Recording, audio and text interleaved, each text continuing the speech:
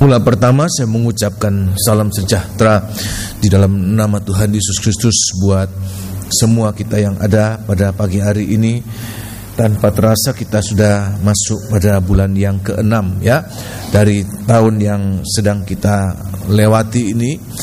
Dan begitu cepat hari demi hari berlalu, minggu demi minggu, bahkan bulan demi bulan, kita sudah sampai pada pertengahan dari tahun 2015. Dan biarlah kita gunakan waktu yang ada ini untuk sungguh-sungguh dalam ibadah kita, dalam pelayanan kita. Sebab tanpa kita sungguh-sungguh maka kita tidak ada keberanian untuk menghadap kedatangan Tuhan, hari kedatangan Tuhan. Oleh sebab itu kita mau sungguhkan ibadah pelayanan kita dalam hari-hari ini ya. Pada pagi hari ini saya akan membawa saudara dalam firman Tuhan, yaitu masih di dalam kitab Bilangan pasal yang ke-10. Kali ini kita akan baca pada ayat yang ke-10. Jadi inilah latihan kita setiap hari, dalam hidup kita setiap hari, untuk mendengarkan nafiri itu ya. Sebab nafiri yang sedang ditiupkan hari-hari ini dalam skala yang terbatas merupakan latihan kita untuk membuat telinga kita ini menjadi telinga yang terlatih, telinga yang sensitif, supaya nanti waktu Dia datang kembali dengan tanda kedatangannya, yaitu peniupan nafiri itu, maka kita juga boleh mengalami nafiri itu mengubahkan kita ya. Yang mati akan dibangkitkan, yang masih tinggal akan diubahkan. Sebaliknya orang-orang yang tidak memperhatikan nafiri yang sedang ditiupkan hari-hari ini, mereka tidak akan mengalami kuasa dari nafiri itu. Kalaupun mereka mati, mereka tidak dibangkitkan. Oleh sebab itu, biar hari-hari ini kita gunakan kesempatan-kesempatan mendengarkan firman Allah untuk mengalami firman Allah itu mengubahkan kita hari ke hari ya. Nah, pagi hari ini kita akan melihat pada ayat yang ke-10 dalam kitab Bilangan, dalam perjanjian lama. Orang Israel juga Tuhan katakan dalam hidup mereka sehari-hari bahwa nafiri itu juga tetap dibunyikan. Bukan hanya selama mereka di perjalanan di padang gurun, bagaimana mereka berkumpul, bagaimana mereka berjalan dari satu tempat ke tempat yang lain. Tapi Tuhan mengatakan bahwa nanti kalau sudah masuk di negerimu ya, sampai di negeri perjanjian, tanah Kanaan, maka nafiri itu juga harus tetap dibunyikan. Nah, kita mulai baca pada ayat yang ke-9. Sudah beberapa kebaktian saya bawakan ini, tetapi kita akan lihat ya, hari demi hari apa yang Tuhan ingin berikan buat kita ya. Ayat yang ke-9 dan ayat yang ke-10. Kitab Bilangan pasal yang ke-10, ayat yang ke-9 dan ayat yang ke-10. Ini Tuhan ingin kita alami ya. Nafiri itu juga tetap dibunyikan. Ayat yang ke-9 dan ayat yang ke-10. Dan apabila kamu maju berperang di negerimu melawan musuh yang menyesakkan kamu, ya, kamu harus memberi tanda semboyan dengan nafiri, supaya kamu diingat di hadapan Tuhan Allahmu, terus, dan diselamatkan daripada musuhmu. Ya. Juga pada hari-hari kamu bersukaria. Juga pada hari-hari kamu bersukaria. Pada perayaan-perayaanmu ya, dan pada bulan-bulan barumu ya, haruslah kamu meniup nafiri itu pada waktu mempersembahkan korban-korban bakaranmu ya, dan korban-korban keselamatanmu. Ya. Maksudnya supaya kamu diingat di hadapan supaya Allahmu. Kamu diingat di hadapan Tuhan Allahmu. Akulah Tuhan Allahmu. Ya, terima kasih. Ya, Tuhan katakan kepada Musa untuk disampaikan kepada bangsa Israel bahwa nanti kalau kamu masuk di negeri Kanaan, di negerimu, menghadapi musuh yang menyesakkan, ada tekanan-tekanan dalam hidup itu, maka Tuhan katakan saat kamu berperang jangan lupa untuk meniupkan nafiri. Sebab apa? Sebab kalau meniup nafiri, maka engkau akan diingat oleh Tuhan dan akan diluputkan dari musuh yang menyesakkan kamu. Tetapi juga sebaliknya, pada saat hari-hari kamu bersukaria, hari-hari ada perayaan-perayaan, bulan-bulan baru, kamu juga harus meniup nafiri itu. Kenapa? Maksudnya juga sama, supaya kamu diingat Tuhan di hadapan Tuhan Allahmu. Jadi buat kita artinya dalam segala keadaan kita, baik susah maupun senang, kita harus tetap ingat, meniup nafiri. Nafiri itu adalah firman Allah yang disampaikan. Tetap ingat firman Allah. Sebab kalau kita mengingat firman Allah dalam segala keadaan kita, maka itu yang membuat kita tidak akan jatuh. Sebab ada orang yang jatuh pada saat mengalami peperangan, dia kemudian putus asa, kecewa. Tapi juga ada orang yang jatuh pada saat mengalami hari-hari sukaria. Pada saat bersukaria, justru dia mengalami kekalahan, dia mengalami kejatuhan. Kenapa? Sebab dia lupa Tuhan dan dia terhilang dalam kesenangannya, dia terhilang bersama dengan dunia. Tetapi bagi kita di hari-hari ini, dalam susah, dalam senang, maka kita harus ingat Tuhan. Sebab meniup sangkakala itu, meniup nafiri itu suatu bukti kita ingat Tuhan. Setiap kali kita ingat Tuhan, maka Allah di surga juga ingat kita. Terutama pada saat apa? Pada saat Dia datang kembali. Sebab pada saat Tuhan datang, ada sebagian orang dalam keadaan susah, ada sebagian orang dalam keadaan senang.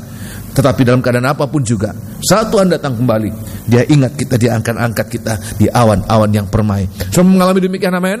Ya, siang hari ini saya akan lebih fokus pada ayat yang ke-10, yaitu pada hari-hari kamu bersukaria, maka Tuhan katakan hari-hari itu harus kamu meniupkan nafiri. Ya, nah apa ini hari-hari bersukaria? Ya, mungkin pandangan kita hari-hari bersukaria, kita kemudian melimpah dengan uang, tidak sakit, tidak mengalami kecelakaan, tidak mengalami masalah, ya, semuanya baik-baik saja.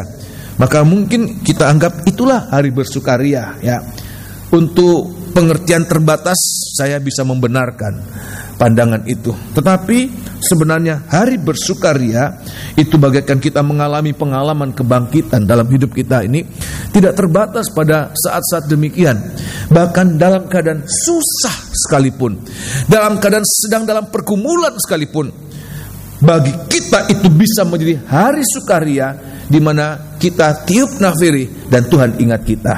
Kenapa? Sebab hari sukaria itu tidak ditentukan kalau kita kemudian tidak mengalami sesuatu yang menderita dalam hidup kita. Tetapi kalau kita baca pada ayat yang ke-10, tolong baca ayat yang ke-10, maka setiap hari sukaria atau hari-hari perayaan, maka ada satu tanda yang harus dinaikkan oleh orang-orang Israel, di mana pada saat itu dinaikkan, tiupkan nafiri. Ya, ayat yang ke-10 sekali lagi baca.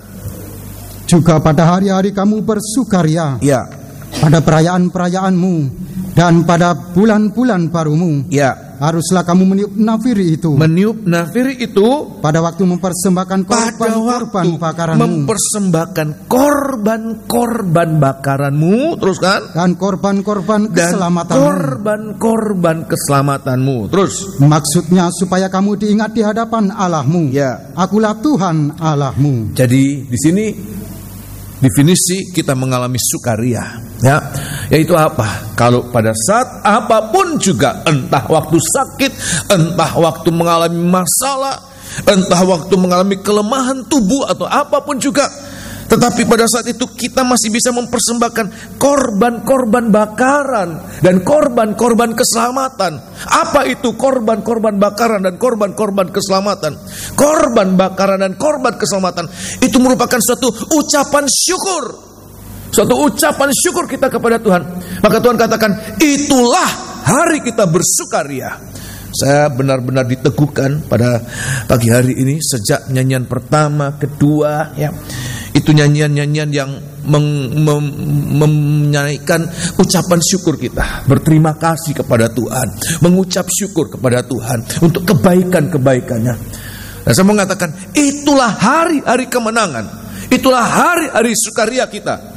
Yaitu apa? Kalau sampai masih bisa kita mengucap syukur, baik lewat mulut kita maupun lewat hati kita, walaupun tidak terucapkan dengan mulut, tapi dalam hati masih, oh terima kasih Tuhan, dalam kecelakaan, dalam kesakitan, dalam kekurangan, dalam keapapun juga masih ada ucapan syukur. Itulah hari sukaria kita. Dan Tuhan katakan, setiap hari sukaria itu ditandai dengan apa sah? Peniupan nafiri. Kaitkan hidup kita dengan firman Allah, ya. Jadi itulah hari sukaria yang sebenarnya dalam pengertian yang luas, ya. Bukan karena kita dapat uang, Ada orang dapat uang tapi masih merengut, saudara, kecut, saudara. Kenapa yang lain lebih banyak ya? Padahal uangnya sudah banyak, tetapi dia tidak mengucap syukur. Kenapa Tuhan cuma segini? Orang lihat, loh kan dia dapat banyak, tapi tidak ucap syukur, masih menggerutu ya, masih bersungut-sungut. Seharusnya saya lebih banyak dari ini, tapi kenapa cuma segini ya? Tidak mengucap syukur. Bukan itu. Tapi hari bersukaria dalam keadaan apapun juga, tapi kita masih bisa mengucap syukur. Tuhan katakan, itulah di situ engkau harus meniupkan nafiri Allah ya. Nafiri untuk kamu diingat oleh Tuhan. Orang-orang yang tahu mengucap syukur, orang-orang itu yang akan diingat oleh Tuhan.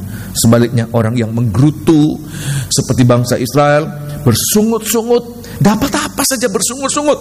Bagaimana mereka terima mana dengan cuma-cuma, mereka terima air dengan cuma-cuma, pakaian mereka tidak rusak, sepatu mereka, kasut mereka tidak rusak.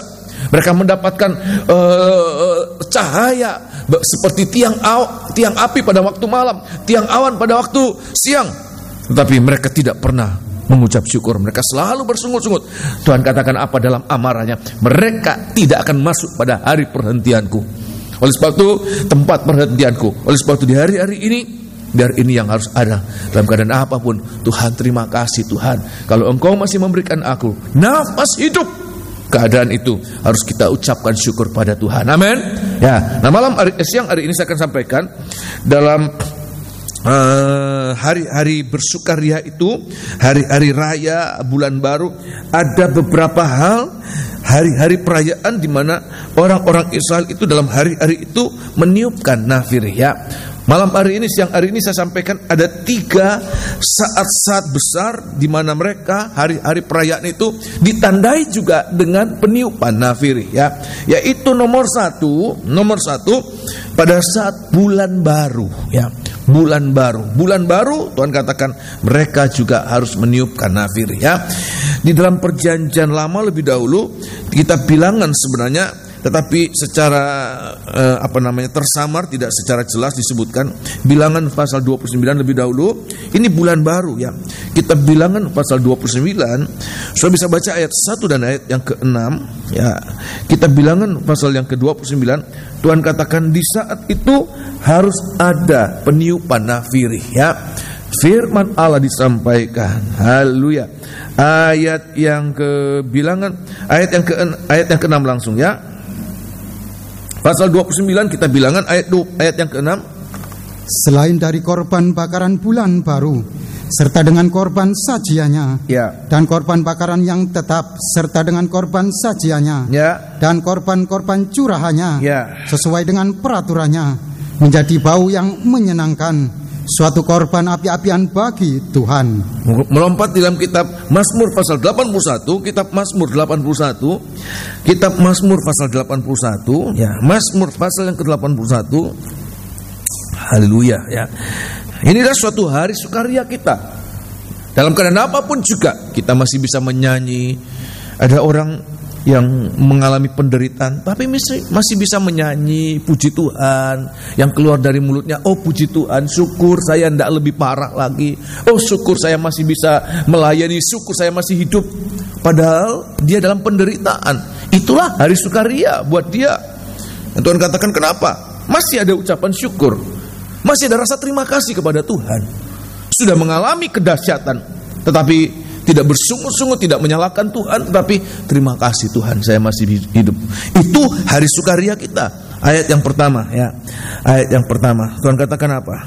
Untuk pemimpin biduan menurut lagu Giti dari Asaf, bersorak-sorailah bagi Allah. Bersorak-sorailah bagi Allah kekuatan kita. Nah, bersorak-sorailah bagi Allah Yakub. Ya. Angkatlah lagu. Bunyikanlah rebana. Ya. Kecapi yang merdu. Terus diiringi gambus. Ya. Tiuplah sangkakala pada bulan baru. Tiuplah sangkakala pada bulan baru. Pada bulan purnama. Ya. Pada hari raya kita. Ya. Terus. Sebab hal itu adalah suatu ketetapan bagi Israel. Ini adalah suatu ketetapan bagi Israel. Suatu hukum dari Allah Yakub. Ya, terima kasih. Jadi kita lihat ayat mengatakan bahwa sebenarnya bagi kita hari-hari ini Tuhan katakan kita harus meniupkan nafiri itu pada bulan baru. Bulan baru itu apa, Saudara? Saya mau tanya, bulan baru itu berarti terjadi setiap apa, saudara? Setiap tahun atau setiap 10 tahun atau setiap apa, saudara? Setiap bulan. Ya, setiap bulan itu ditiupkan nafiri itu setiap bulan, tanggal 1 setiap bulan. Ini bulan baru. Kalau tahun baru, bulan baru, tanggal bulan pertama, tanggal pertama, jam pertama, menit pertama, detik pertama itu tanggal tahun baru. Tetapi kalau bulan baru itu berarti tanggal 1 setiap bulan mereka harus meniupkan. Itulah bulan baru, hari bersukaria. Ya, bagi kita apa ini? Ya, apa ini bulan baru? Bulan baru itu menunjuk pada keseharian kita. Setiap hari, setiap waktu kita alami sering ini bulan baru. 1 tahun saja 12 kali kita mengalami itu dalam 1 tahun. Ini menunjuk pada keseharian kita. Tuhan katakan, jangan pernah dalam keseharian kita tidak meniupkan nafiri. Sebab apa? Kalau bulan baru dan tidak ditiupkan nafiri, itu berarti melanggar ketetapan Tuhan. Dan kalau melanggar ketetapan Tuhan, berarti berada dalam arena atau area kecelakaan. Sebab itu melanggar, mendapatkan penghukuman dari Tuhan. Oleh sebab itu di hari-hari ini, apa yang harus kita alami? Dalam setiap waktu, setiap saat, kita harus bersukaria setiap hari, ucapkan syukur. Itulah hari-hari perayaan kita. Ya, saya bawa saudara di dalam kitab 1 Tesalonika dalam perjanjian baru. Pasal yang kelima, 1 Tesalonika pasal yang kelima. Tuhan katakan buat kita, oh haleluya, tidak mudah, tapi ini suatu ketetapan. Tuhan katakan ya, bahwa ini harus menjadi perbuatan kita setiap hari ya. Dalam setiap bulan baru, dalam keseharian kita, jangan lupa ya, jangan lupa tiupkan nafiri, ucapkan terima kasih ya. Oh haleluya, kaitkan dengan firman Allah. Kitab 1 Tesalonika pasal yang 1 Tesalonika pasal yang pertama, 1 Tesalonika pasal yang pertama ayat yang ke 16, 17 dan 18. Oh haleluya. Ini bulan baru ya. Bulan baru. Tuhan katakan ada nafiri yang ditiupkan. Mulaikan dengan firman Allah ya.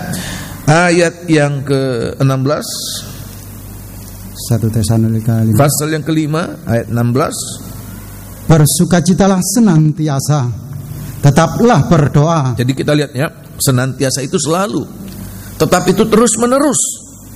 Jadi seperti Tuhan ingin bahwa setiap hari hidup kita ini ya, kalau kita ingin hidup bahagia, perhatikan, hidup bahagia itu tidak ditentukan karena fasilitas, karena apa-apa yang secara dunia. Tetapi hidup bahagia itu kalau kita ada ucapan syukur, itulah bahagia. Walaupun tinggal di gubuk yang reot, tapi kalau kita mengucap syukur untuk itu, itulah bahagia. Jadi relatif sekali. Tentukan dari hati, bukan karena apa kelimpahan-kelimpahan. Tuhan katakan, bersukacitalah senantiasa. Teruskan. Tetaplah berdoa, terus berdoa.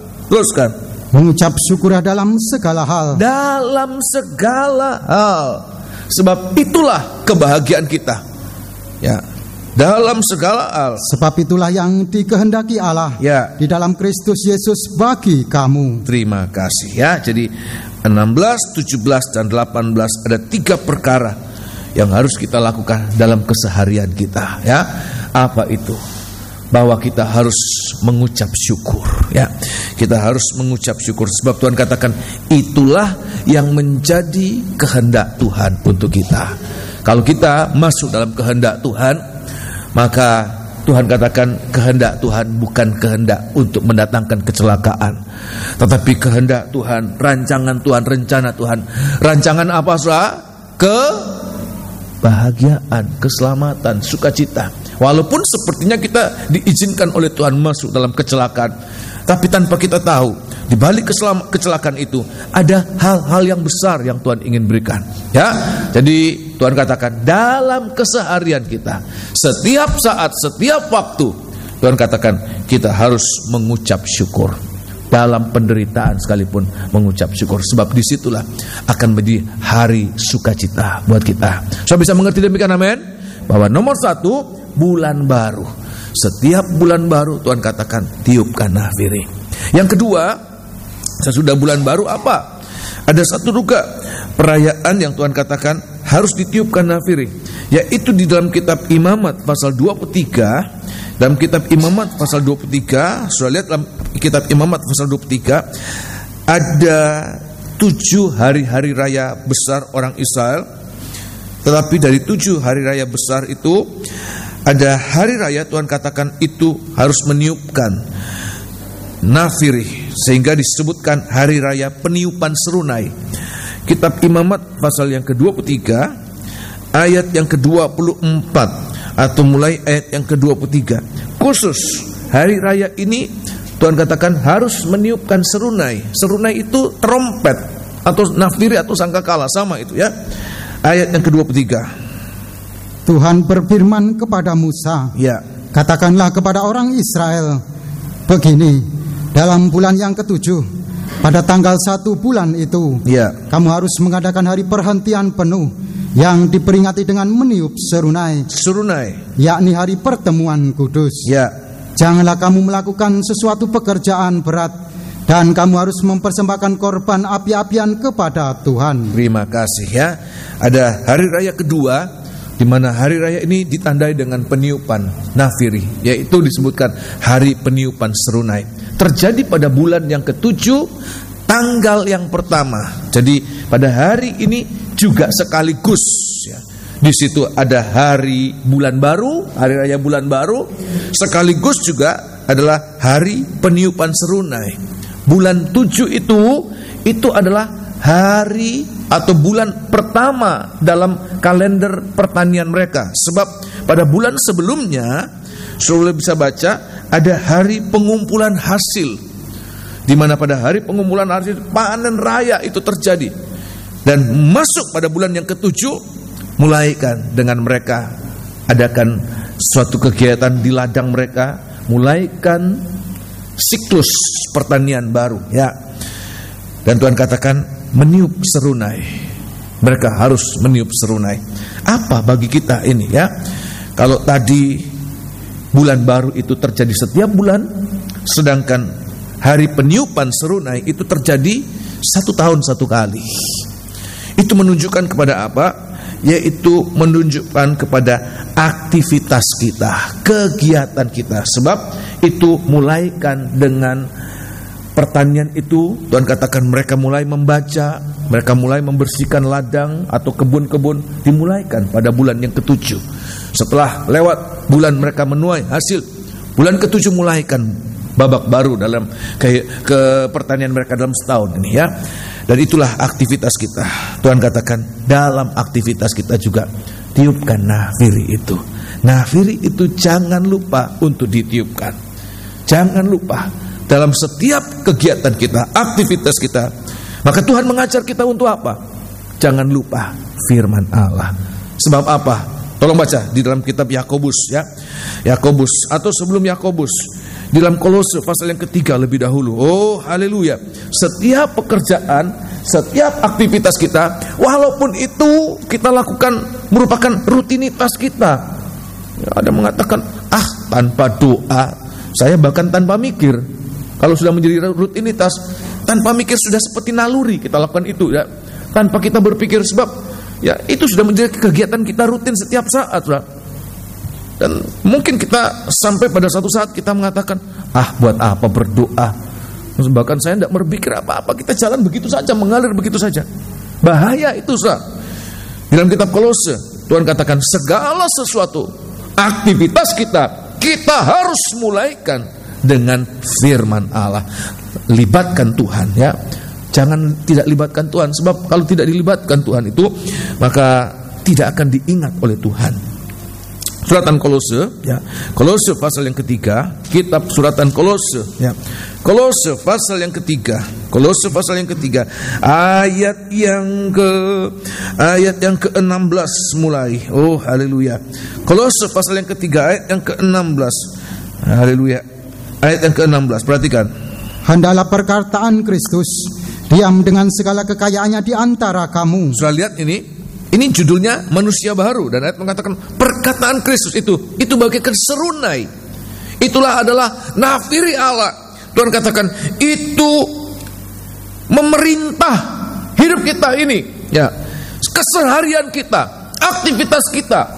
Dan mengatakan jangan sampai tidak ada warna firman Allah, ya. Hendaklah perkataan Kristus diam di dalam segala kekayaan di antara kamu, sehingga kamu dengan segala hikmat, ya, mengajar dan menegur seorang akan yang lain. Terus, dan sambil menyanyikan mazmur, ya, dan puji-pujian dan nyanyian rohani, kamu mengucap syukur kepada Allah di dalam hatimu. Dan mengucap syukur kepada Allah. Ayat yang ke-17. Dan segala sesuatu yang kamu lakukan dengan perkataan, perhatikan ini, atau perbuatan, apapun yang kita lakukan, Tuhan katakan apa? Segala sesuatu yang kita lakukan dengan perkataan dan perbuatan, apa itu? Lakukanlah semuanya itu dalam nama Tuhan Yesus. Dalam nama Tuhan Yesus, sambil mengucap syukur oleh Dia kepada Allah, ya, Bapa kita. Terima kasih. Ya, jadi Tuhan mengatakan kepada kita bahwa dalam segala sesuatu kita harus mengucap syukur. Ya, kita mengucap syukur. Ya, sebab apa? Dalam saat kita mengucap syukur, di situ sebenarnya kita sudah mulaikan keberhasilan kita, saudara. Jadi keberhasilan kita itu adalah tergantung bukan karena kemampuan kita, tetapi tergantung ada tidaknya Tuhan. Sebab di dalam kitab Injil Yohanes pasal yang ke-15 Tuhan katakan, akulah pokok anggur dan kamu apa? Carangnya. Di mana Tuhan katakan pokok anggur itu, ya, akan sangat mempengaruhi carangnya. Carang tidak dapat berbuah dari dirinya sendiri, tapi carang itu akan berbuah kalau dia melekat pada pokok anggur. Dan Tuhan katakan, siapa? Carang itu kita. Kita harus melekat pada Dia. Sebab Tuhan katakan, tanpa aku kamu tidak dapat berbuat apa-apa. Jadi kita lihat sini, kalau kita ingin melakukan ini dan itu, Tuhan katakan jangan sampai kita tidak mulaikan dengan nama Tuhan. Libatkan Tuhan, ya, libatkan Tuhan. Bahkan sebelum kita lakukan sesuatu, ya, kita punya rencana-rencana. Bahkan gereja ini juga punya rencana. Nanti kita akan rencana kalau Tuhan izinkan adakan retreat. Dan semuanya itu jangan pernah kita lakukan, ya, tanpa Tuhan. Sebab jangankan perkara-perkara yang rohani, yang jasmani sekalipun, yang kita lakukan setiap hari, setiap saat, bahkan yang seringkali kita pikir tanpa Tuhan kita dapat lakukan, Alkitab mengatakan tanpa melibatkan Tuhan maka kita tidak dapat berbuat apa-apa. Nah, oleh sebab itu kita lihat di dalam kitab Yakobus pasal yang keempat, Tuhan katakan mulai dari perencanaan. Kita rencana apa saja. Kaum muda perhatikan, seringkali kaum muda punya banyak rencana, ya. Ini itu, mau sekolah, mau lakukan apa. Tuhan katakan jangan sampai kita tanpa Tuhan. Sebab kalau tanpa Tuhan itu sesuatu yang menyakitkan hati Tuhan. Apalagi dalam hal nikah, ya. Apalagi dalam hal nikah. Apa yang membuat timbulnya raksasa-raksasa di bumi, sehingga terjadi Tuhan sampai tidak dapat menahan pada zaman Nuh, adalah pada saat anak-anak Allah itu tidak melibatkan Tuhan dalam hidupnya. Aktivitas-aktivitas kita harus kita libatkan Tuhan, ya. Ayat yang ke-13, bahkan sampai pada perencanaan, Tuhan katakan jangan sampai kita tidak libatkan Tuhan. Serunai itu harus ditiupkan, sebab serunai yang ditiupkan itu merupakan tanda kita ingat Tuhan. Tuhan beserta dengan aku dalam aktivitasku ini, dalam kegiatanku, beserta, walaupun itu suatu keseharian kita, aktivitas rutin kita. Ayat yang ke-13, sebab kalau tidak, Tuhan katakan itu jahat di mata Tuhan. Perhatikan, jahat di hadapan Tuhan. Dan tidak ada, ya, apa-apa yang baik kalau itu kemudian sudah jahat di mata Tuhan. Ayat yang ke-13 pasal 4 kitab Yakobus pasal 4 ayat yang ke-13. Jadi sekarang, hai kamu yang berkata, hari ini atau besok kami berangkat ke kota Anu, ya, dan di sana kami akan tinggal setahun, terus, dan berdagang serta mendapat untung. Ya, sudah punya rencana, hitung-hitungan, ya. Ini dan besok, teruskan. Sedang kamu tidak tahu apa yang akan terjadi besok. Ya. Apakah arti hidupmu? Terus, hidupmu itu sama seperti uap yang sebentar saja kelihatan lalu lenyap. Ya. sebenarnya kamu harus berkata. Nah, ini Tuhan katakan ya. Tuhan katakan apa? Jika Tuhan menghendakinya. Jika Tuhan menghendakinya. Insya Allah ya. Kalau Tuhan menghendakinya, kami akan hidup dan berbuat ini dan itu. Ya. Tetapi sekarang kamu memegahkan diri dalam congkakmu. Kenapa? Seseorang kemudian seperti tidak melibatkan Tuhan. Sebab dia bangga, dia merasa mampu. Dalam congkakmu, Tuhan katakan, engkau memegahkan diri dalam congkakmu. Sebab engkau sudah terbiasa dan engkau mampu lakukan itu. Tuhan katakan apa? Dan semua kemegahan yang demikian adalah salah. Ya, bukan hanya salah, tapi kata yang sebenarnya adalah jahat. Terima kasih ya. Jahat di mata Tuhan. Ya, terus ayat yang ke-17 perhatikan. Jadi Tuhan katakan apa? Jadi jika seorang tahu bagaimana ia harus berbuat baik, ya, tetapi ia tidak melakukannya, nah, ia berdosa. Sehingga ayat mengatakan segala sesuatu yang kita lakukan tanpa kita libatkan Tuhan itu seperti kita berbuat dosa di hadapan Tuhan. Walaupun kita tidak mencuri, walaupun kita tidak berzina, walaupun kita tidak membunuh dengan perbuatan kita, tapi Tuhan katakan kalau perbuatan-perbuatan itu kemudian tidak melibatkan Tuhan, tidak mulaikan segala sesuatu dalam nama Tuhan, ya, tidak masukkan diri kita dalam rencana Tuhan, kehendak Tuhan, kalau Tuhan berkenan, maka Tuhan katakan itu adalah jahat, itu berdosa. Dan ayat mengatakan upah dosa adalah apa, saudara? Maut. Oleh sebab itu biar kita boleh mengerti ini ya, segala sesuatu kita jangan sampai melupakan Tuhan. Apalagi kalau itu anak-anak Tuhan. Kalau orang lain tanpa melibatkan Tuhan, kalau orang dunia tidak melibatkan Tuhan, itu tidak menyakitkan hati Tuhan. Ya, biasa ya. Anak orang lain mereka tidak pamit, tidak tanya orang tuanya. Itu bukan urusan orang tua ini. Tapi kalau anak yang adalah anak bapak itu kemudian tidak tanya bapaknya, itu sesuatu yang menyakitkan hati Tuhan ya. Dan orang ya, dalam kitab Kejadian pasal yang ke-6, Kejadian pasal 6, datangnya penghukuman untuk pertama kalinya bumi ini dihukumkan. Perhatikan ini penting ya. Untuk pertama kalinya dunia ini dihukumkan. Itu dimulaikan dengan tidak melibatkan Tuhan ya. Dalam kitab Kejadian pasal yang ke-6, apalagi untuk hal-hal yang sangat penting ya. Kalau orang dunia tidak pakai tanya Tuhan, tidak pakai doa, itu biasa.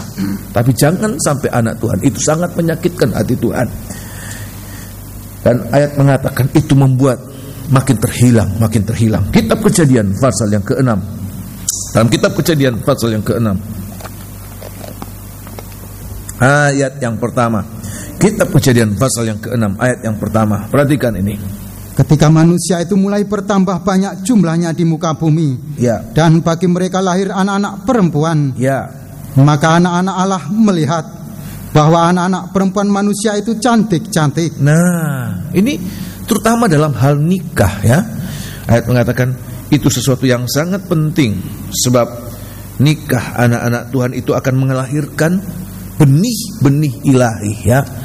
Benih-benih, Tuhan katakan dari situ. Itu sesuatu yang sangat penting. Jangan sampai tidak melibatkan Tuhan ya. Ayat yang kedua, perhatikan. Saya ulangi. Maka anak-anak Allah melihat ya, bahwa anak-anak perempuan manusia itu cantik-cantik. Nah, ada anak-anak manusia, anak-anak Allah, anak-anak manusia ya. Ini sesuatu berbeda. Anak Allah itu rohani, anak manusia itu sifatnya daging. Ya, yang cantik apa? Dagingnya yang cantik. Dan anak Allah melihat tertarik dengan kecantikan daging itu. Teruskan. Lalu mereka mengambil istri dari antara perempuan-perempuan itu. Ya. Siapa saja yang disukai mereka sukai tanpa tanya Tuhan. Siapa saja yang mereka sukai, mereka ambil. Ya. Dan ayat mengatakan apa? Pada ayat yang ketiga. Berfirmanlah Tuhan. Nah, Rohku tidak akan selama-lamanya tinggal di dalam manusia. Nah, teruskan. Karena manusia itu adalah daging ya, tetapi umurnya akan 120 tahun saja. Terima kasih. Jadi kita lihat di sini, pada setiap saat, setiap waktu kita tidak melibatkan Tuhan. Sebenarnya itu yang suratan 1 Tesalonika 5 mengatakan jangan mendukakan Roh Kudus ya. Pada saat kita tidak melibatkan Tuhan dalam setiap aktivitas kita, dalam setiap kegiatan kita adalah mulai dengan mendukakan Roh Kudus, mendukacitakan Roh Kudus. Dan kalau sudah mulai mendukacitakan Roh Kudus, tidak segera kembali mohonkan pengampunan, akan lanjut pada apa?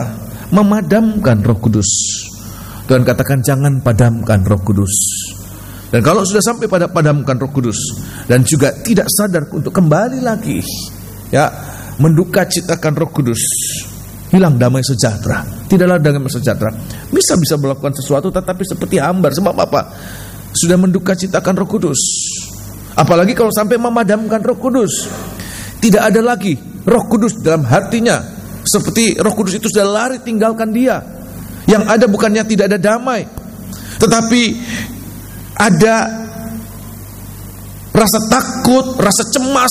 Itu yang dialami oleh bukan Rasul ya, tetapi Raja Saul. Waktu dia ditinggalkan oleh roh dari Tuhan, maka ayat mengatakan roh jahat itu masuk untuk membuat dia cemas, takut, gelisah ya. Dan kalau itu pun masih belum kembali mohonkan pengampunan, maka Alkitab mengatakan dia sudah dekat dengan langkah yang ketiga dalam hal hubungan kita dengan Roh Kudus, yaitu menghujat Roh Kudus. Dan artinya apa menghujat Roh Kudus? Tuhan katakan tidak ada pengampunan. Di bumi ini tidak, di surga pun tidak ada pengampunan. Oleh sebab itu di hari-hari ini biar kita libatkan Roh Kudus dalam segala aktivitas kita. Aktivitas kita, libatkan Tuhan dalam aktivitas kita. Mulai dari rencana. Kita rencana apa saja, jangan sampai kita tanpa libatkan Tuhan. Nyatakan, Tuhan, ini rencanaku. Apakah ini sesuai dengan rencanamu? Kalau tidak sesuai dengan rencana Tuhan, batalkan, hentikan. Jangan ngotot ya, jangan keraskan hati. Sebab apa? Kalau apalagi sudah tahu bukan rencana Tuhan. Ingat waktu Yunus sudah tahu apa yang akan dilakukan itu berlawanan dengan rencana Tuhan. Tuhan suruh dia ke Niniwe, dia kemana saudara? Tarsis ya. Dan apa yang terjadi saudara? Yang tadinya tenang, laut yang tadinya tenang, itu kemudian tiba-tiba bergelora, tiba-tiba bergejolak. Kenapa? Ada orang-orang, anak Tuhan, hamba Tuhan, yang aktivitasnya, perbuatannya berlawanan dengan kehendak Tuhan. Begitu kita berlawanan dengan kehendak Tuhan, akan menghasilkan kekacauan, kegoncangan. Oleh sebab itu, perintah Tuhan buat kita tiup nafiri. Sebab setiap kali tiup nafiri, kita ingat Tuhan. Setiap kali kita ingat Tuhan, kita diingat oleh Tuhan. Maka kalau kita diingat oleh Tuhan, kita lihat seperti bangsa Israel. Kalau diingat oleh Tuhan, maka Tuhan yang akan turut bekerja. Bukannya Tuhan turut bekerja, bahkan Tuhan bekerja untuk kita. Kita akan melihat apa-apa yang sulit sekalipun itu seperti menjadi sangat mudah. Kenapa? Tuhan itu bersama dalam setiap aktivitas kita. Amin.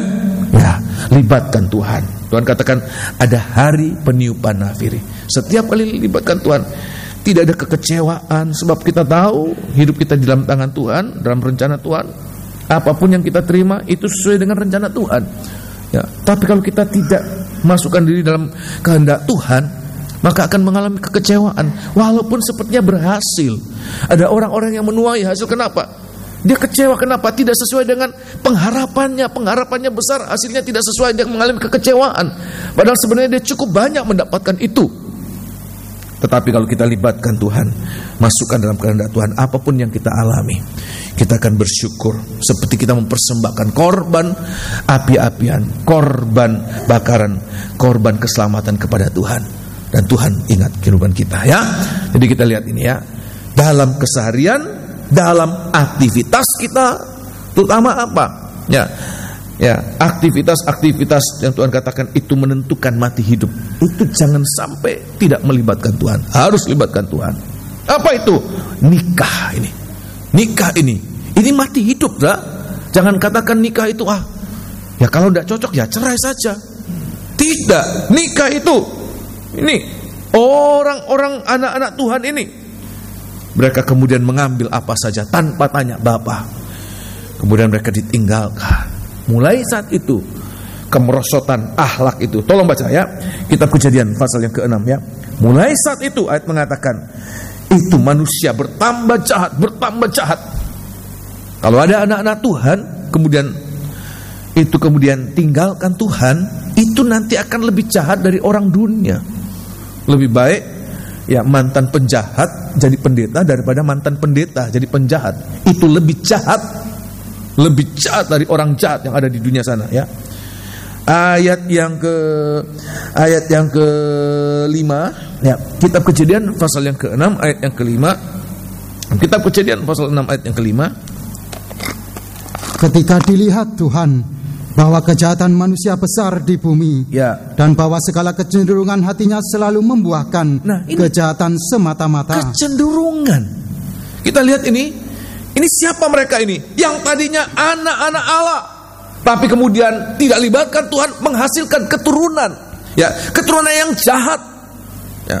Ayat mengatakan, dilihatnya Tuhan melihat bahwa kejahatan manusia itu besar, bahwa segala kecenderungan, perhatikan ini, segala kecenderungan, niatan hati itu tidak ada yang baik. Segala kecenderungan itu selalu apa?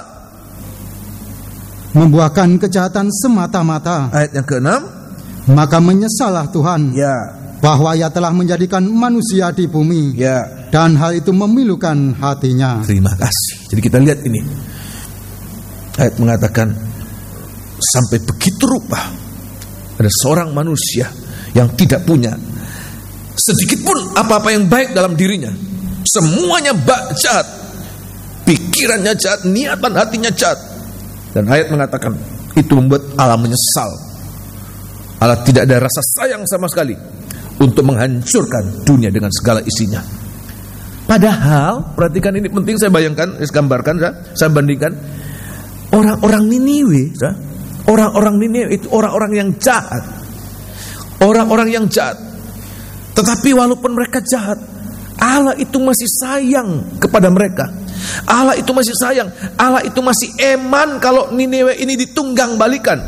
Walaupun Allah sudah punya ketetapan, seperti Allah ketetapan pada zaman Nuh, demikian juga pada zaman Niniwe sana. Tapi toh orang-orang zaman Niniwe ini masih mendapatkan belas kasihan Tuhan, walaupun jahat. Tapi kita lihat orang-orang zaman Nuh ini sama sekali tidak ada belas kasihan dari Tuhan. Kenapa? Sebab mereka meniadakan Tuhan dalam kehidupan mereka. Bahkan terutama mulai nikah mereka tanpa niatkan melibatkan Tuhan. Kaum muda, ya, jangan sembarangan. Nikah itu bukan sesuatu yang biasa, ya. Nikah itu antara mati dan hidup. Salah dalam nikah itu menghasilkan kematian. Tapi benar kalau itu sesuai dengan kehendak Tuhan, itu akan menghasilkan kehidupan. Sebab benih ilahi itu Tuhan mau titipkan dalam setiap nikah, ya.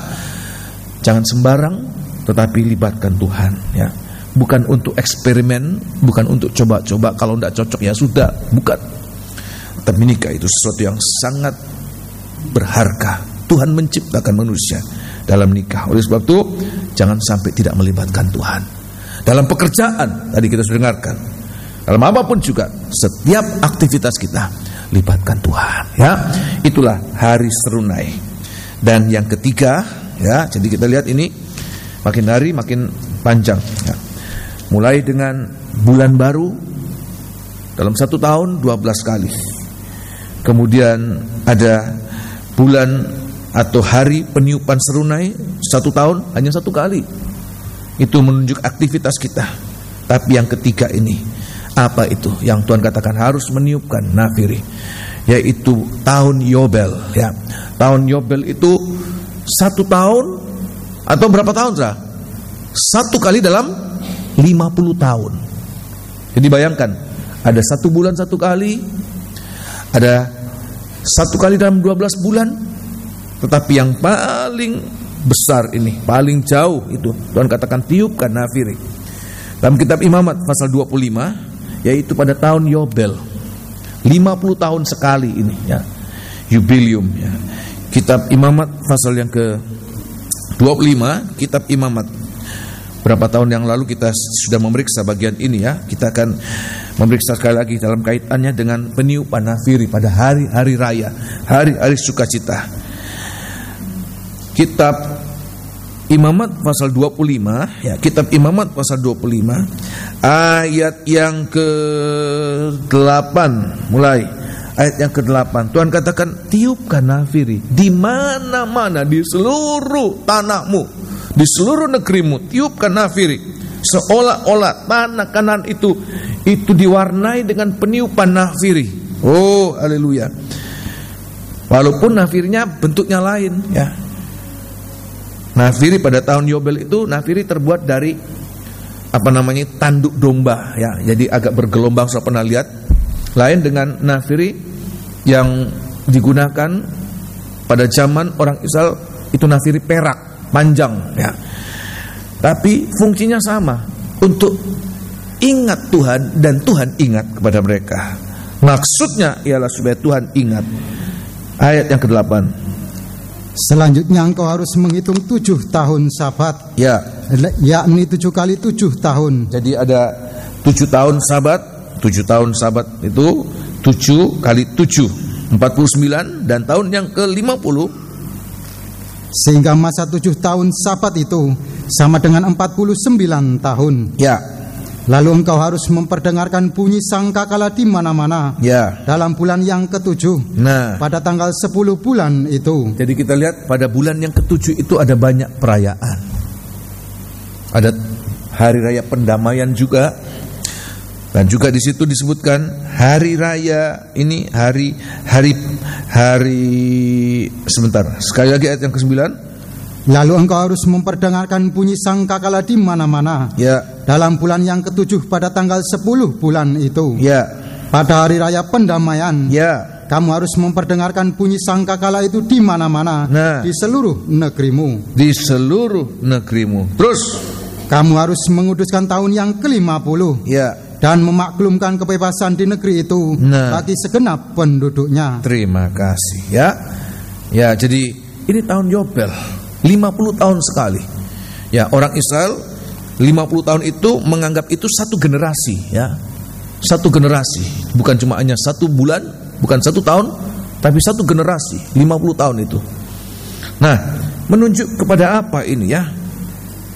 Bagaimana kehidupan kita keseluruhan ini, hidup kita secara keseluruhan, bukan hanya di bumi ini, tetapi sampai dalam kerajaan surga. Hidup kita yang sebenarnya ini. Nah, tahun Yobel ini lebih tekankan pada perkara-perkara yang rohani. Secara khusus saya mengatakan tahun Yobel ini berbicara tentang ibadah pelayanan kita. Ibadah pelayanan kita ini jangan sampai tanpa peniupan nafiri. Sebab ibadah tanpa peniupan nafiri, pelayanan tanpa firman Allah, itu kosong. Sebab firman Allah itu adalah Allah sendiri. Bahkan kalau kita memaksakan ibadah kita tanpa firman Allah, maafkan, itu bukan ibadah kepada Allah, tapi ibadah kepada berhala. Sebab bukan Allah ada di tengah-tengah ibadah itu, bukan Allah ada di tengah-tengah pelayanan itu, tapi berhala. Sesuatu pasti kalau bukan Allah, mungkin diri sendiri, mungkin sesuatu yang dibanggakan, seperti orang Israel, ya, dalam ibadah mereka. Kalau mereka kemudian tanpa melibatkan Tuhan, itu kemudian menjadi berhala, dan itu akan mengundang murka Allah dalam kehidupan mereka. Oleh sebab itu, biar hari-hari ini kita harus mengalami ibadah pelayanan kita ini harus benar-benar dalam warna firman Allah. Firman Allah itu harus mewarnai, mengendalikan ibadah pelayanan kita. Oleh sebab itu tidak salah kalau kemudian saya menganjurkan bahwa imam-imam yang melayani itu hadir dalam 3 macam ibadah. Sebab apa? Di situ kita akan mengerti kemana arah pelayanan kita. Bukan hanya sekedar melayani, bukan hanya beribadah, tapi lewat firman Allah kita kemudian mengerti kemana arah pelayanan kita. Sebab jangan-jangan kita pikir kita melayani Tuhan, jangan-jangan kita pikir kita beribadah kepada Tuhan, tetapi justru kita melawan kehendak Tuhan, melawan rencana Tuhan. Nah, itu tidak akan menyenangkan hati Tuhan. Oleh sebab itu di hari-hari ini harus ada firman Allah. Nah, kalau kita kembali dalam kitab Imamat pasal yang ke-25 tadi, ya, di dalam saat-saat tahun Yobel itu ada hal-hal yang harus mengalami pemulihan, ya. Ada hal-hal yang harus dipulihkan, dikembalikan. Yaitu apa? Nomor satu, dalam hal kepemilikan tanah, rumah. Jadi orang Israel, Alkitab mengatakan kalau mereka menjual properti itu tidak dijual secara mutlak, sebab bagi orang Israel tanah itu bukan milik manusia, itu milik Allah. Tetapi yang dijual adalah panennya. Jadi mereka terbatas pada 50 tahun. Yang mungkin kita sekarang ini ada yang namanya HGB, mungkin seperti demikian. Jadi di orang Israel zaman dulu tidak ada yang sertifikat SHM yang dapat dimiliki seumur hidupnya, tidak. Hanya ada batas waktu tertentu, 50 tahun.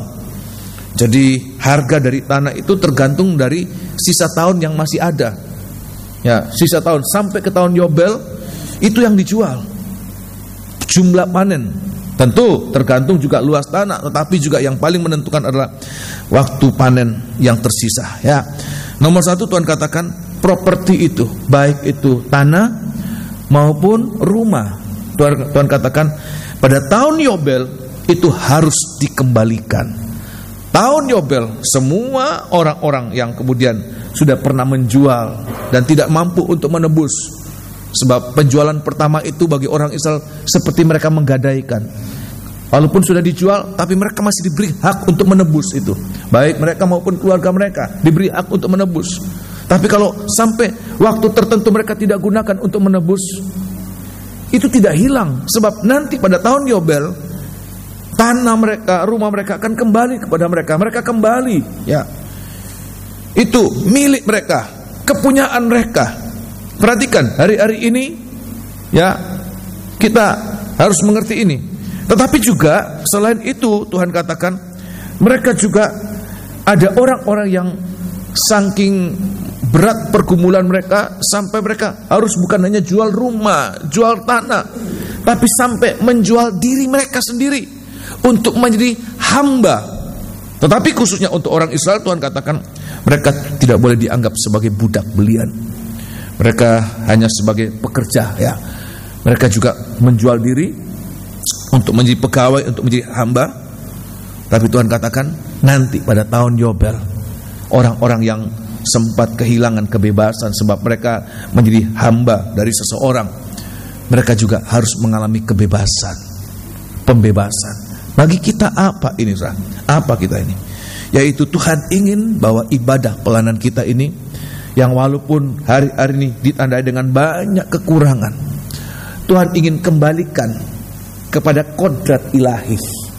Seperti kita dikembalikan pada kodrat ilahi. Apa-apa yang hilang dari kehidupan kita, ya, dalam pelayanan kita, dalam ibadah kita, ya, kita ingat dalam kitab Kejadian bagaimana hal yang penting yang hilang dari manusia adalah apa? Gambar Allah, citra Allah. Sehingga itu terbawa-bawa sampai pun dalam ibadah pelayanan itu manusia melakukan itu tidak lagi dalam citra Allah, gambar Allah. Manusia menggambarkan ibadah itu sesuai dengan bayangannya, seleranya. Kita lihat hari-hari ini, ya, bagaimana ibadah itu sesuai dengan selera, sesuai dengan musim, ya, yang terjadi dalam setiap tahun. Tetapi apa yang dikerinduan Tuhan? Bahwa Tuhan ingin ibadah pelayanan kita itu kembali pada citra, bahwa gambar dan teladan Allah itu ada dalam hidup kita ini. Semua yang hilang itu Tuhan kembalikan. Bagaimana kita boleh mengalami itu? Ya, Alkitab mengatakan firman Allah itu, firman Allah yang akan mengembalikan apa-apa yang sudah hilang. Sudah bisa percaya demikian, amin? Ya, firman Allah itu yang mengembalikan. Nah, kita lihat dalam kitab 2 Korintus pasal yang ketiga. Tuhan katakan hanya firman Allah yang mengembalikan apa-apa yang hilang dalam hidup kita. Nah, kita akan lihat kalau ibadah kita ini, ya, seperti kita ibadah dalam suasana Yobel, ya, dalam suasana tahun Yobel, tahun pembebasan, tahun kita dikembalikan kepada bentuk semula, maka kita lihat hidup kita ini akan mengalami keobahan demi keobahan. 2 Korintus pasal yang ketiga, kitab 2 Korintus pasal yang ketiga, Oh, haleluya. Bukan ibadah mau-maunya sendiri, mau melayani ya kalau lagi mood ya kita melayani, kalau tidak ya tidak. Tapi ibadah menurut kehendak Tuhan. Bagaimana Tuhan yang membentuk ibadah pelayanan kita. Oh, haleluya. Ayat mengatakan kita akan mengalami dalam ibadah ini dibentuk makin hari makin serupa ya. 2 Korintus pasal yang ketiga, kitab 2 Korintus pasal yang ketiga, 2 Korintus pasal yang ketiga, ayat yang ke-17. 2 Korintus pasal 3 atau ayat yang ke-16 lebih dahulu. 2 Korintus pasal 3 ayat yang ke-16. Sebab kalau ibadah kita tidak sampai kemudian merasakan suasana Yobel, perhatikan, kembali ke citra asal, ke kodrat ilahi ya, maka kita akan mengalami ibadah itu tidak mengalami sampai kepada kemuliaan, tetapi justru Tuhan katakan kebinasaan. Coba bayangkan kalau ibadah itu harus mengalami kebinasaan, itu rugi besar. Ayat yang ke-15, tolong baca. Bahkan sampai pada hari ini, setiap kali mereka membaca kitab Musa. Ini orang Israel membaca kitab Musa itu ibadah, itu pelayanan. Tapi Tuhan katakan apa? Ya, karena mereka sesuai dengan keinginan mereka, terutama apa? Kekerasan hati mereka. Mereka lakukan itu dengan kekerasan hati. Ya, terus kan? Ada selubung yang menutupi hati mereka. Ya, ini yang membuat ibadah mereka seperti tanpa kuasa untuk mengembalikan kepada citra yang semula yang Tuhan berikan buat kita. Yaitu apa? Segambar, sewujud dengan pribadi Allah yang menciptakan kita. Ya, terus. Tetapi apabila hati seorang berbalik kepada Tuhan, ya, maka selubung itu diambil daripadanya. Ayat yang ke-17, perhatikan. Sebab Tuhan adalah roh. Tuhan adalah roh. Dan di mana ada roh Allah, ya, di situ ada kemerdekaan. Jangan disalah tafsirkan. Oh, kalau ada roh Allah bebas, merdeka. Merdeka di sini bukan semau-mau saya, bukan. Ya. Tapi menurut kehendak Tuhan. Ayat yang ke-18. Ayat 18, perhatikan. Dan kita semua mencerminkan kemuliaan Tuhan dengan muka yang tidak berselubung. Ya. Dan karena kemuliaan itu datangnya dari Tuhan. Karena kemuliaan itu datang dari Tuhan, terus yang adalah roh. Ya. Maka kita diubah menjadi serupa dengan gambarnya. Ya. Dalam kemuliaan yang semakin besar. Nah, ayat mengatakan kalau ibadah kita ini karena firman Allah, memandang wujud Allah. Ayat mengatakan itu yang mengembalikan apa-apa yang hilang, gambar Allah, wujud Allah yang hilang dari kita ini. Ayat mengatakan setiap kali kita memandang cermin itu, cermin kemuliaan Allah, kita diubahkan sesuai dengan gambar itu, dari kemuliaan kepada kemuliaan yang lebih besar. Sebaliknya, tolong baca pada ayat yang ketiga pasal yang keempat. Sebaliknya, kalau kemudian itu tidak mengarah kepada ya gambar dan wujud Allah. Ayat yang ketiga, perhatikan pasal yang keempat. Jika Injil yang kamu beritakan masih tertutup juga, maka ia tertutup untuk mereka yang akan binasa. Nah, ini ibadah, tapi kemudian menghasilkan kebinasaan. Buat apa? Kalau kemudian kita melayani ibadah kemudian menghasilkan kebinasaan. Ayat yang keempat, kenapa? Yaitu orang-orang yang tidak percaya. Yang pikirannya telah dibutakan oleh ilah zaman ini. Nah, ayat mengatakan pikirannya dibutakan oleh ilah zaman ini. Apa ilah zaman itu? Kekerasan hati, keinginan sendiri itu menjadi ilah, menjadi berhala. Selera sendiri menjadi berhala. Itu yang kemudian Tuhan katakan kepada Timotius, bahwa hari akhir zaman orang-orang akan beribadah dengan seleranya sendiri, keinginan telinganya untuk memuaskan telinganya. Tidak mau mendengarkan apa yang dikehendak Allah, tapi mau mengikuti apa ini keinginan telinga mereka. Alkitab mengatakan mata mereka akan tertutup, tidak melihat apa-apa yang menjadi kemuliaan Allah.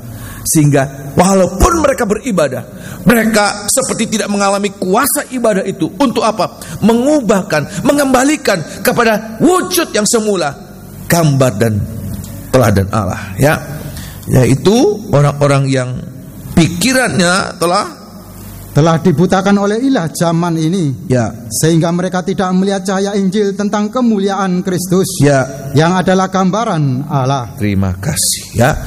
Jadi oleh sebab itu, biarlah kita berdoa hari-hari ini bahwa dalam setiap ibadah kita tidak mereka-reka ke arah mana tren ibadah kita.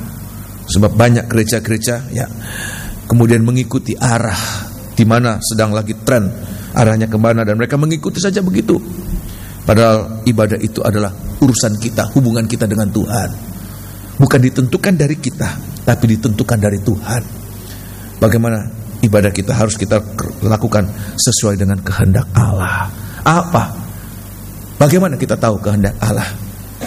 Yaitu kalau nafiri itu ditiupkan. Kalau nafiri tidak ditiupkan, maka kita tidak pernah akan mengerti kehendak Allah. Tapi waktu nafiri itu ditiupkan, di situ kita mengerti kehendak Allah. 2 Timotius pasal yang keempat. 2 Timotius.